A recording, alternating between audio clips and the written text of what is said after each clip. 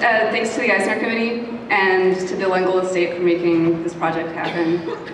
To Margaret Ferguson, my wonderful editor at FSG, to Judy Hansen, my agent, and to Brian, my husband, for supporting me through this whole endless project. And everybody at Macmillan, and especially to the teachers and librarians who have shared this book with a new generation of readers. Thanks.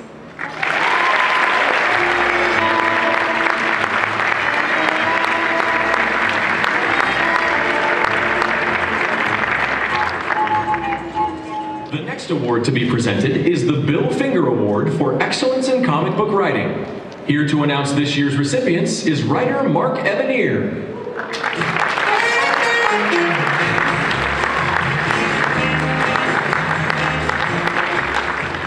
How many people here know that Bill Finger was involved in the creation of Batman? Then this award is working. The idea, which was hatched by Mr. Finger's good friend Jerry Robinson, was that since the name of Bill Finger cannot appear on Batman for technical reasons, we put it on an award. Each year, it goes to two writers, one posthumously, who created a splendid body of work in comics, but did not quite receive their due, either in terms of recognition or financial reward. Some, of course, didn't receive either. This award is selected each year by a Blue Ribbon Committee and is sponsored by, cue the graphic, the good folks at DC Comics, which is its major backer, with additional sponsorship from the good folks over at Heritage Auctions, and the good folk who is Maggie Thompson.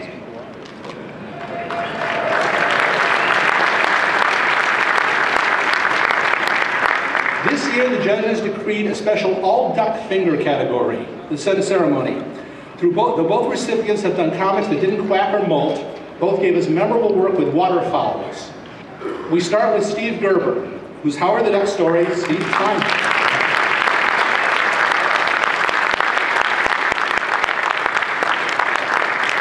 Gerber, whose Howard the Duck story starred one of the most unique and personal characters of the 70s.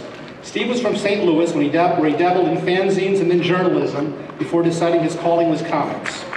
He went on to work for Marvel in 1972 and worked on many of their major ongoing comics. To each, he brought something new and different, especially on Man-Thing and on a strip he created with his friend Mary Screenis, Omega the Unknown. Howard was his big hit, but have led to lawsuits and a battle over creator rights that had a lasting impact for the better, and not just on the comics Steve wrote. We lost him in 2008 to pulmonary fibrosis, but we will never lose his wonderful work. Steve was one of my best friends and a nicer, more devoted man you've never met. It is a pleasure to present a Bill Finger Award with his name on it and hand it to his daughter, Samantha. Samantha?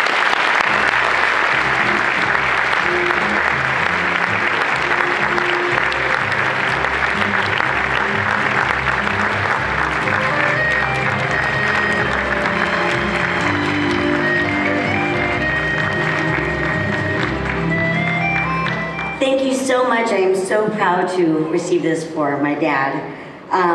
To Mark personally, on a personal level, I'd like to thank him and Mary for being such great friends to my dad. They were really true friends all the way through the end, and I know that meant a lot to him. Thank you so much. I miss my dad very much, but knowing that what he created lives on forever makes it just a little bit easier. I'm so proud to say that Steve Gerber's my dad. Thank you very much, everybody.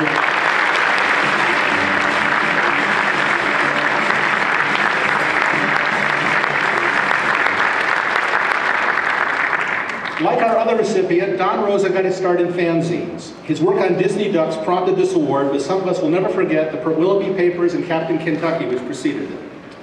Unlike most Finger recipients, Don has not lacked recognition, at least in other countries. Overseas, his tales of Donald Duck and Uncle Scrooge are hailed and reprinted constantly, often in deluxe volumes with the name of Rosa emblazoned bigger than that of any duck.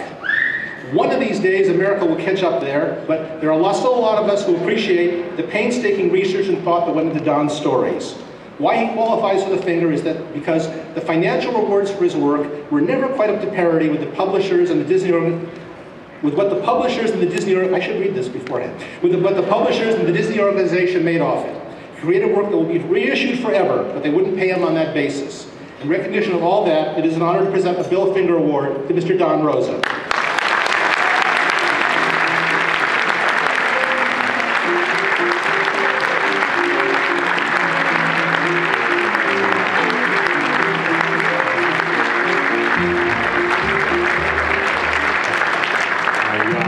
certainly thank Mark and the judges, but I'd also, if you're indulgent, since this is an award about recognition of comic book professionals, I'd like to thank a person I think is more responsible than anybody else for enabling a vast number of comic book professionals around the world to gain recognition. This is a guy who founded the world's tiniest Walt Disney publisher, Walt Disney comic publisher in the little town of Prescott, Arizona in 1986. And although Disney forbid, or the freelance writers and artists, people that didn't even work for them, they forbid their names to be ever mentioned in the comics published by independent publishers. But this guy knew that that was counterproductive and plain stupid, because when you give the names of the writers and artists, the readers have a more personal link with them, and the comics get even more popular and more successful. So despite Disney's wishes, he went ahead and published the writers, artists, letterers, colorists, and everything. Now, the major Disney publishers, some of you do know that Disney comics are still the world's best-selling and most popular comic books around the world, except in North America. The biggest publishers in Europe and South America, they noticed the success of this tiny little company in Prescott. And they saw the error of their ways, and within 6 to 8 years, every Disney publisher around the world was also giving the names of this vast number of writers and artists of the world's best-selling comic books. So I just like to accept this award in his memory and give my thanks. Oh, I should say this is a fellow, one of the founding fathers of this hobby. That big room over there is filled with things that he was in whole or in part responsible for, like limited collector's editions and figurines and price guides and slab comics, assuming that's a good thing. But anyway, I'd like to accept this award in his memory with my thanks to the late, great Bruce Hamilton.